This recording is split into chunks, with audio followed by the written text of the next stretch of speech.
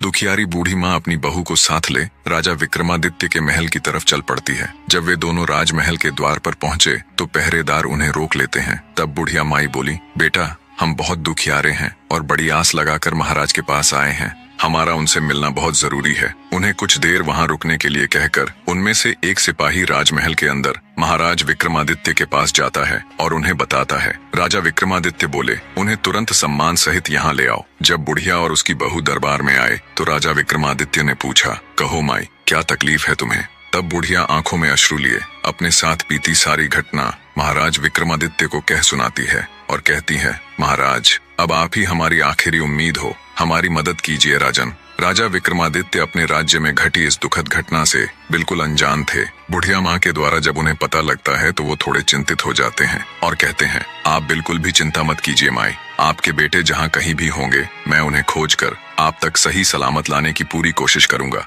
राजा विक्रमादित्य का आश्वासन मिलने पर बुढ़िया माँ और उसकी बहू को कुछ राहत मिलती है। राजा विक्रमादित्य बोले, माई आप अपने घर लौट जाएं, भगवान ने चाहा तो जल्दी ही आपके दोनों बेटे आकर आपसे मिलेंगे।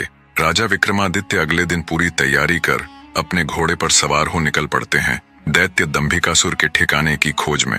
चलते चलते वे भी उस साधु महाराज की कुटिया के पास पहुंच जाते हैं। सोचा कुछ देर सुस्ता लिया जाए।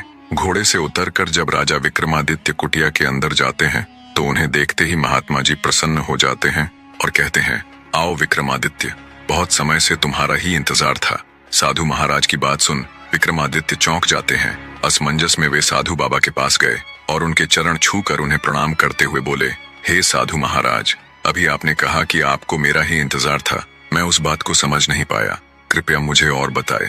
तब महात्मा जी ने राजा विक्रमादित्य को शुरू से लेकर अब तक का सारा वृतांत कह सुनाया और बोले, बेटा विक्रमादित्य, मैं एक लंबे अरसे से तुम्हारी ही प्रतीक्षा कर रहा था, क्योंकि तुम ही हो जो उस दुष्ट के सभी प्रश्नों के उत्तर देने के साथ साथ उसे मल युद्ध में भी हराने की क्षमता रखते हो। बेटा उस दुष्ट दानव के कारण पता नहीं कितने ही घरों को ताला लग गया। हे वीर श्रेष्ठ, तुम्हारी बुद्धि उसके कपटी प्रश्नों का उत्तर देगी और तुम्हारी वीरता उसके अहंकार को चूर चूर करेगी। तुम्हारे ही हाथों से उसका अंत लिखा है। हे वीर सम्राट, अब तुम बिना देरी किए उस दुष्ट के पास जाओ और अंत कर दो उस नीच दानव का। महात्मा जी के वचन सुनकर राजा विक्रमादित्य के नेत्रों में क्रोधाग्नि प्रज्वलित हो उठी। महात्मा जी से आशीर्वाद ले उनके बताए मार्ग से वे उस धूर्त दानव की गुफा की ओर तेजी से चल दिए। हवा से बातें करते हुए अपने घोड़े की बदौलत राजा विक्रमादित्य कुछ ही देर में दैत्य दंभिकासुर की गुफा के सामने जा पहुंचे। एक बुढ़िया माँ की आस, एक सिद्ध महात्मा का दिव्य आशीष और अनगिनत लोगों की दुआएं ले राजा विक्रमादित्य दैत्य दंभिकासुर की गुफा के बाहर पहुंच जाते हैं। अपने घोड़े से उतरकर जब राजा विक्रमादित्य दानव की गुफा के द्वार के पास गया तो वहां उसने लखन और महेंद्र की पत्थर की प्रतिमा देखी। गुफा के प्रवेश द्वार पर खड़ी उन दो पत्थर की मूर्तियों को देखकर राजा का हृदय विषाद से नहीं बल्कि प्रतिशोध की ज्वाला से धधक उठा। राजा विक्रमादित्य ने गुफा के मुख पर खड़े होकर ऐसी भीषण गर्जना की कि पहाड़ की चट्टानें तक कांप उठीं। उठ कपटी राक्षस, तेरे अत्याचारों का हिसाब चुकता करने विक्रमादित्य आया है। जब राजा विक्रमादित्य की गर्जना भरी ललकार दैत्य दंभिकासुर के कानों में पड़ी तो वो सक पकाकर आंखों में क्रोधाग्नि लिए दहाड़ता हुआ गुफा से बाहर आता है और कहता है, आज कौन मूर्ख मेरे हाथों से मरने आया है? आज कौन सा कीड़ा, कौन धरती का बोझ है जो दंभिकासुर को ललकार रहा है? दैत्य दंभिकासुर को देख क्रोधित राजा विक्रमादित्य बोला, ओह तो तू है वो मक्कारी दानव जो देवताओं के वरदान की आड़ में छिपकर लोगों को पत्थर का बनाने के लिए छल कपट से अपने ऊपर आक्रमण करने के लिए उन्हें उकसाता है। दुष्ट राक्षस, क्या मिला तुझे ऐसा करके?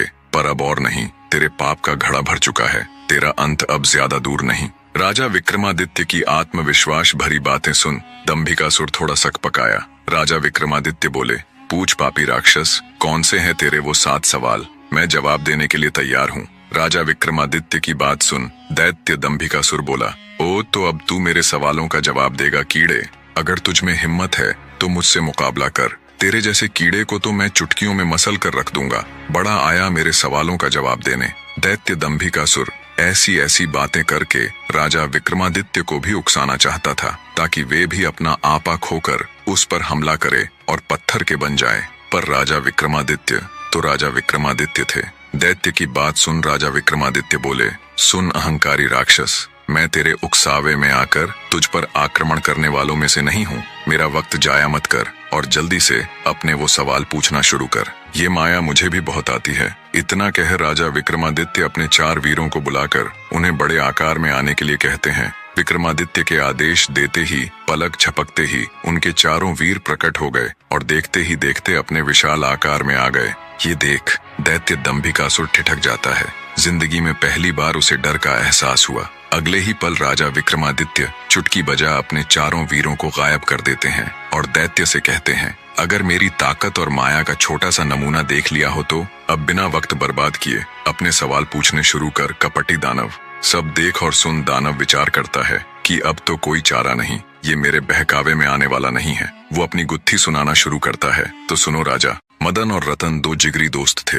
एक बार व्यापार के सिलसिले में दोनों प्रदेश गए हुए थे। अच्छा खासा लाभ लेकर जब दोनों मित्र वापस घर लौट रहे थे तो रास्ते में उन्हें एक अति सुंदर स्त्री दिखाई दी, जिसको देखते ही दोनों उस पर मुग्ध हो गए। उससे पूछा, तुम कौन हो सुंदरी, और यहाँ जंगल ब्याबान में अकेली क्या कर रही हो? तब उस स्त्री ने बताया कि वह अपने घर से अपने पति के साथ अपनी ससुराल लौट रही थी। तब रास्ते में कुछ डाकुओं ने उन्हें लूटकर उसके पति की हत्या कर दी और सारा धन लेकर फरार हो गए। बस तभी से वो इस जंगल में भटक रही है। तब मदन बोला, हे देवी, तुम चिंता मत करो, हम तुम्हें सही सलामत तुम्हारे घर छोड़ देंगे। मदन की बात सुन स्त्री रुदन करती हुई बोली, नहीं, मैं अब ना तो अपने घर जाऊंगी और ना ही अपनी ससुराल, क्योंकि सब मुझे ही अभागन और कुल्टा समझेंगे। इससे अच्छा तो मैं यही अपने प्राण त्याग दूंगी। स्त्री की बात सुन मदन और रतन उसे आपसी सहमति से अपने साथ लेकर चल पड़े। रास्ते में उन दोनों ने विचार किया कि अब इस स्त्री का क्या किया जाए। क्या फिर से इसका विवाह कर दे या फिर हम दोनों में से ही कोई एक इसके साथ विवाह कर ले। उन दोनों में से विवाह वाली बात दोनों मित्रों को ठीक लगी। जब उन्होंने उस स्त्री से इस बारे में पूछा तो वो स्त्री बोली, मुझे तो तुम दोनों ही अच्छे लगते हो। ये सुन दोनों मित्र और अधिक उलझन में पड़ गए। अंततः दोनों ने फैसला किया कि पर्ची डाली जाए, जिसका नाम आएगा वो ही इस युवती के साथ विवाह करेगा। पर्ची डाली गई तो सुंदर स्त्री मदन के हिस्से में आई। मदन ने उससे विवाह कर लिया और दोनों अच्छे से अपना जीवन व्यतीत करने लगे। समय का चक्र घूमा और एक संतान होने के बाद मदन किसी दुर्घटना का शिकार हो गया। मदन के मरने के बाद स्त्री रत्न के पास गई और धन व्यापार में अपना हिस्सा मांगने लगी, पर असल में व्यापार और धन में मदन की कोई भागीदारी नहीं थी, तो रतन ने उसे साफ मना कर दिया। राजा विक्रमादित्य पूरे ध्यान से दैत्य दंभिकासुर की ये कहानी सुन रहे थे। आगे दंभिकासुर बोला तो रतन के मना करने पर वो स्त्री राज दरबार में पेश हो गई। राजा ने जब दोनों पक्षों की बात सुनी तो रतन के हक में फैसला सुनाया और बोला, रतन की दौलत में स्त्री का कोई हक नहीं है। इतनी कहानी कह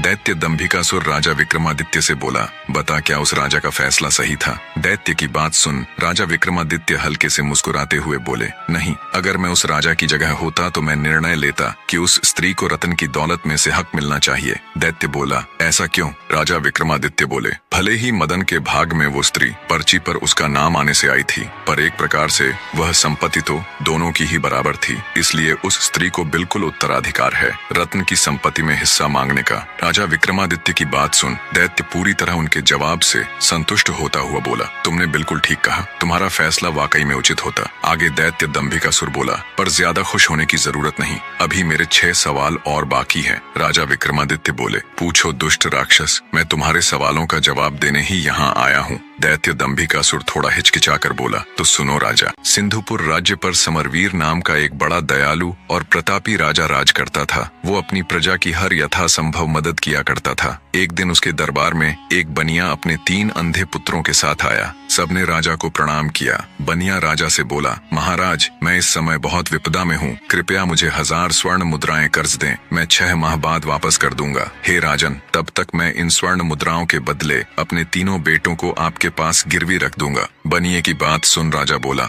आपके 3 पुत्र तो अंधे हैं, भला ये मेरे किस काम के? बनिया बोला, ऐसा न कहें राजन, मेरे 3 बेटे बहुत गुणी हैं। पहला लड़का घोड़ों की पहचान में अद्वितीय है, दूसरा लड़का आभूषणों का अद्भुत पारखी है और तीसरा लड़का शस्त्रों का पारखी है। बनिए की ये बात सुन राजा को बहुत आश्चर्य हुआ। बोला, पर ये कैसे संभव है? बनिया बोला, महाराज, मेरे बेटे स्पर्श और गंध के आधार पर कार्य करते हैं। अगर इनकी एक भी बात गलत निकले तो आप इनकी गर्दनें उड़ा देना और मेरे आने पर मुझे भी दंड देना। बनिए की बात से राजा समरवीर सहमत हो जाता है। उसने बनिए की मांग के अनुसार उसको 1000 स्वर्ण मुद्राएं दे दी। राजा ने उन तीनों लड़कों के खान पान तथा रहने की उचित व्यवस्था कर दी। समय बीतने लगा। एक दिन एक घोड़ों का व्यापारी राजा के पास आया। उसने एक बड़ा सुंदर घोड़ा राजा को दिखाया। घोड़े की सुंदरता और उसकी कद काठी देखकर राजा का मन ललचा गया। वे उसे खरीदने को तैयार हो गए। घोड़े का व्यापारी बोला, महाराज, एकदम काबुली घोड़ा है, बड़ी मेहनत से आपके पास लाया हूँ,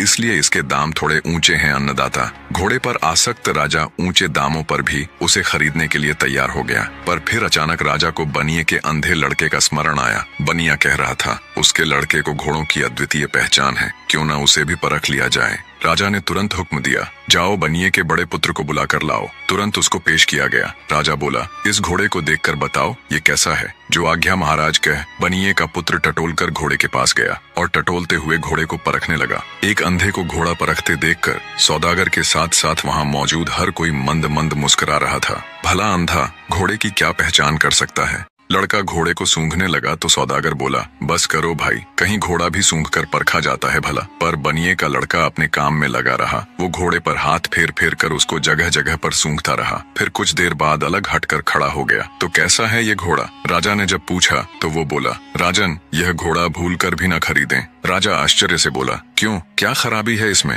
राजा की बात का जवाब देते हुए लड़का बोला, महाराज, हाथ कंगन को आरसी क्या, किसी को भी घोड़े के ऊपर बैठाकर परख लें। राजा ने तुरंत एक सैनिक को आदेश दिया। आदेश पाते ही सैनिक घोड़े पर बैठा और उसे चलाने लगा। कुछ दूर तक तो घोड़ा ठीक से चला, फिर घोड़े ने सैनिक को बुरी तरह पटक दिया और हिनहिनाने लगा। ये देख सौदागर आश्चर्यचकित रह गया और बोला, राजन, ये घोड़ा मेरे साथ ऐसा तो कभी नहीं करता। राजा कुछ कहता उससे पहले ही अंधा बोल उठा, तुम्हारे साथ क्या? हर ग्वाले के साथ ये ऐसा नहीं करेगा। तुम ग्वाले हो, गाय भैंस का रोजगार छोड़कर घोड़ों का व्यापार कर रहे हो। हैरान होता हुआ व्यापारी बोला, मैं ग्वाला हूँ, ये बात तुमको कैसे पता चली? अंधा बोला, यह घोड़ा तुम्हारे ही घर जन्मा है, इसके माँ बाप भी तुम्हारे पास ही थे। तुमने इस घोड़े को भैंस का दूध पिलाया है। इसकी महक लेते ही मैं समझ गया था, इसलिए मैंने महाराज को ये घोड़ा खरीदने से मना किया। सौदागर चकित रह गया। बनिए का अंधा लड़का एकदम सच कह रहा था। सौदागर ने हाथ जोड़कर राजा से क्षमा मांगी और चुपचाप अपने घोड़े को ले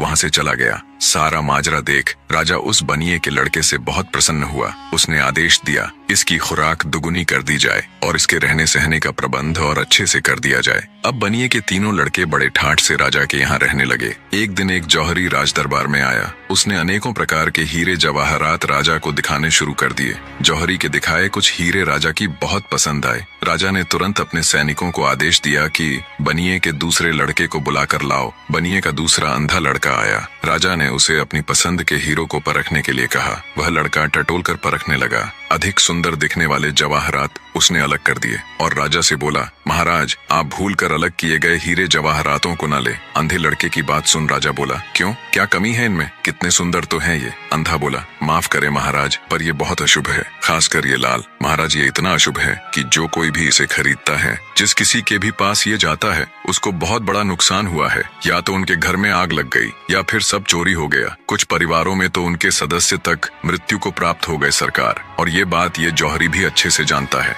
इतना सुनते ही जौहरी को काटो तो खून नहीं, वो तुरंत वहाँ से उठकर भागने लगा तो मौजूद राजा के सिपाहियों ने उसे तुरंत पकड़ लिया। जौहरी हाथ जोड़कर बोला, मुझे क्षमा कर दे महाराज, मुझसे बहुत बड़ी गलती हो गई जो मैं आपके पड़ोसी राजा के कहने पर इन अशुभ रत्नों को लेकर आपके पास चला आया। राजा के गुस्से का कोई ठिकाना नहीं था। उसने तुरंत उस जौहरी को कैद खाने में गिरवा दिया और बनिए के मध्यम वाले लड़के से खूब खुश हुआ, उसकी खूब तारीफ की और आदेश दिया कि इसकी भी खुराक दुगनी कर दी जाए। दो अंधे लड़के अपनी अपनी कारीगरी में सफल हो चुके थे। सबसे बड़े वाले ने अंधा होते हुए भी घोड़े को सूंघकर राजा को एक खराब घोड़ा लेने से बचाया, तो मध्यम वाले ने हीरों को टटोलकर उसे शापित हीरे लेने से बचाया। इसी प्रकार एक दिन राज दरबार में शस्त्र विक्रेता आया और बनिए का तीसरा यानी सबसे छोटा लड़का भी परीक्षा में सफल रहा। उसने भी सिर्फ काम आने वाले बेहतरीन हथियारों को ही राजा के लिए चुना। राजा छोटे वाले से भी बहुत खुश हुआ। उसने हमेशा की तरह आदेश दिया कि इसकी खुराक भी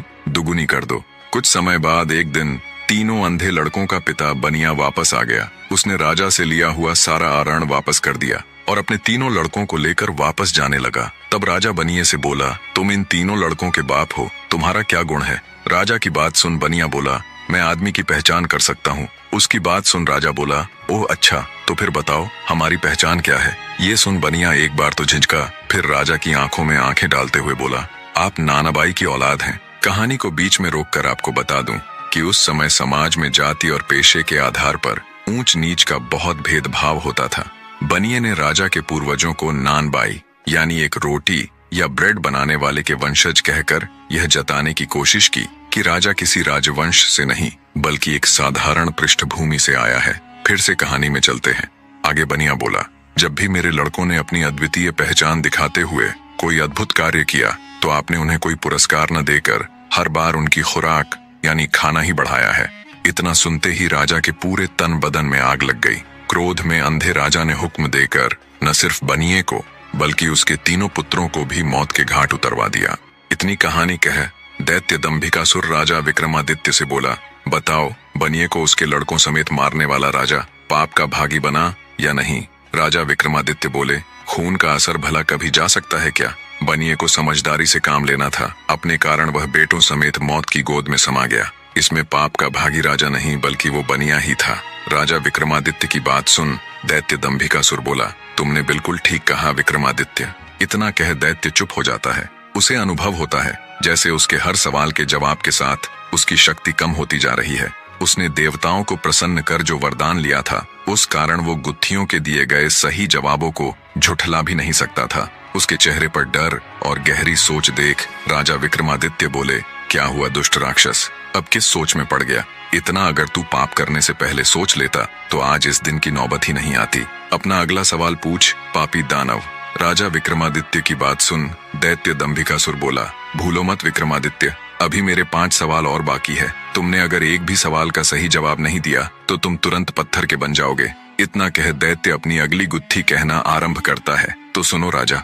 एक इच्छाधारी नाग नागिन जंगल में मनुष्य रूप में प्रेम लाभ कर रहे थे। दोनों अपनी काम क्रीड़ा में मशगूल थे। तभी एक मृग का पीछा करते हुए एक राजा उधर आ निकला। जैसे ही उसने शिकार करने के लिए मृग का निशाना साध उस पर तीर छोड़ा तो मृग भाग निकला और राजा के द्वारा छोड़ा हुआ वो तीर सीधा मनुष्य रूपी उस नाग की छाती में जा लगा। जैसे ही वो तीर नाग को लगा, सहम कर नाग नागिन ने तीर की दिशा में देखा तो घोड़े पर बैठा हुआ राजा उन्हें दिखाई दिया जिसके हाथ में तीर कमान था। सारा माजरा समझते उन्हें देर न लगी। उधर राजा भी अपने घोड़े पर बैठा ये सब देख रहा था कि उसका तीर मृग को न लगकर एक मनुष्य के सीने में जा लगा। राजा एकदम सन्न सा बैठा रह गया। सोचा, इस घनघोर जंगल में ये आदमी और औरत कहाँ से आ गए? तीर लगने के कुछ देर बाद ही वो इच्छाधारी नाग अपनी नागिन की गोद में दम तोड़ देता है। ये देखते ही नाग के वियोग में नागिन के मुख से दर्द भरी जोरदार चीख निकली। पूरा जंगल उसकी चीख से थर्रा उठा। रोती बिलखती नारी को देख असमंजस और अपराध बोध से घिरा राजा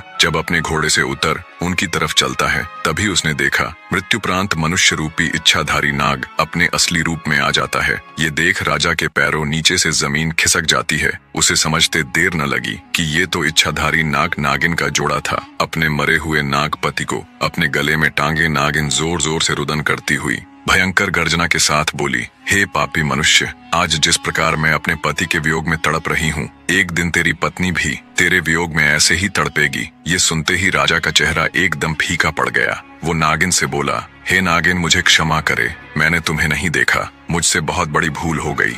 राजा की बात सुन दहकते अंगारों सी आंखें लिए मनुष्य रूपी इच्छाधारी नागिन बोली, पापी मनुष्य, भूल नहीं, अपराध किया है तूने। हत्यारा है तू मेरे पति का, जिसके लिए मैं तुझे क्षमा नहीं बल्कि मृत्यु दंड दूंगी। मैं अपने मरे हुए पति की कसम खाकर ये प्रण करती हूँ कि आज से ठीक 9 दिन बाद नागपंचमी के दिन मैं तुम्हें दस कर अपने पति का बदला पूरा करूंगी। नागिन की बात सुनकर तो जैसे राजा का हृदय फट गया। बेचारा बेबस राजा अत्यंत भरे हृदय से राजमहल की तरफ चल पड़ता है। जब राजा राजमहल गया और रानी ने उसका उतरा हुआ चेहरा देखा तो वो भी उसे देख चिंतित हो उठी। रानी बोली, क्या हुआ महाराज? आप जब से शिकार से वापस आए हैं तब से आपका चेहरा बिल्कुल उतरा हुआ है। ऐसा क्या हुआ महाराज, मुझे बताए। तब राजा रानी के सामने जंगल में हुई पूरी घटना कह सुनाता है। सारी बात सुन रानी भी सन्न रह गई। रानी एक पतिव्रता स्त्री थी। वो बोली, महाराज आप चिंता मत कीजिए, आपको डसने से पहले उस नागिन को मुझे मारना होगा। मेरे रहते मैं आपके ऊपर कोई भी आंच नहीं आने दूंगी। अगले दिन राजा और रानी ने बहुत साधु महात्माओं और विद्वानों से अपनी इस समस्या को साझा किया, पर कहीं से भी उन्हें संतोषजनक हल नहीं मिला। किसी ने कुछ उत्तर दिया तो किसी ने कुछ करने को कहा। इन्हीं सब में 8 दिन गुजर जाते हैं। आज वो 9वां यानी नाग पंचमी का दिन था, जिस दिन वो नागिन राजा को डसने के लिए आने वाली थी। आज इच्छाधारी नागिन के बदले का दिन था। आज वो नागिन राजा को डसकर अपने पति की हत्या का बदला लेने वाली थी। राजमहल में तो जैसे मातम सा पसरा हुआ था। मारे भय के राजा महल के कमरे में दुबका हुआ था। उसने अपने कक्ष से लेकर महल के मुख्य द्वार तक सिपाहियों को तैनात कर दिया। महल के चारों तरफ सिपाहियों का कड़ा पहरा था। तभी भिक्षा के लिए एक सिद्ध महात्मा जी राजमहल पधारे। महल में पसरा हुआ मातम देख जब महात्मा जी ने द्वारपालों से कारण पूछा तो द्वारपाल ने सारा किस्सा महात्मा जी को कह सुनाया। द्वारपाल की बात सुन महात्मा जी बोले, तुम मुझे फौरन अपनी रानी के पास ले चलो। तब एक द्वारपाल अंदर गया और उसने महारानी को बाहर उस महात्मा के आने का किस्सा बताया। द्वारपाल की बात सुन महारानी खुद ही राजमहल के द्वार पर गई और सम्मान पूर्वक महात्मा जी को राजमहल के अंदर ले आई। उन्हें अच्छे से जलपान कराया और हाथ जोड़कर बोली, हे साधु बाबा, आप हमारी विपत्ति से भली भांति परिचित हो चुके हैं, अब आप ही कोई युक्ति बताएं महाराज। महारानी की बात सुन साधु जी बोले, सुनो बेटी, इसका एक उपाय तो है पर पक्का नहीं है कि वो इच्छाधारी नागिन तुम्हारे पति को छोड़ ही देगी। साधु की बात सुन महारानी बोली, कृपया हमें बताए साधु महाराज, वो क्या उपाय है। तब साधु बाबा ने बताना आरंभ किया, सुनो बेटी, सबसे पहले तो ये महल के चारों ओर जो इतना सख्त पहरा है इसे हटवा दो। जितने भी सिपाही राजा की सुरक्षा में तैनात है उन्हें भी वहां से हटा दो। साधु जी की ये बात सुन महारानी के मन में सवाल तो पैदा हुआ, पर उसने महात्मा जी को उनकी बात के मध्य टोकना उचित नहीं समझा। आगे साधु बाबा बोले, बेटी वो कोई साधारण नागिन नहीं है, बल्कि एक इच्छाधारी नागिन है जो किसी का भी रूप ले सकती है। किसी भी द्वारपाल या सिपाही का जब वो महल के बाहर इतना कड़ा पहरा देखेगी तो अवश्य ही राजा महाराज को क्षति पहुंचाने की कोशिश करेगी। आगे साधु महाराज बोले, बेटी आज नाग पंचमी का दिन है। तुम सूर्यास्त से लेकर मध्य रात्रि तक बिल्कुल अपने पति के कक्ष के सामने बैठकर नाग देवता की पूजा करना। अब जल्दी से सिपाहियों को जंगल भेज, वहां से सांप के छोटे छोटे बच्चों को मंगवा लो और राजा के कक्ष से लेकर महल के मुख्य द्वार तक थोड़ी थोड़ी दूरी पर छोटे बच्चों को बैठा देना, जो जंगल से लाए गए सांप के छोटे बच्चों को दूध पिलाएंगे। और अंतिम और सबसे जरूरी कार्य, महल के मुख्य द्वार से राजा के कक्ष तक सुगंधित फूल बिछवा दो। इतनी युक्ति बता। साधु बाबा बोले, बेटी बस एक यही रास्ता है जिससे उस इच्छाधारी नागिन का हृदय पिघल सकता है।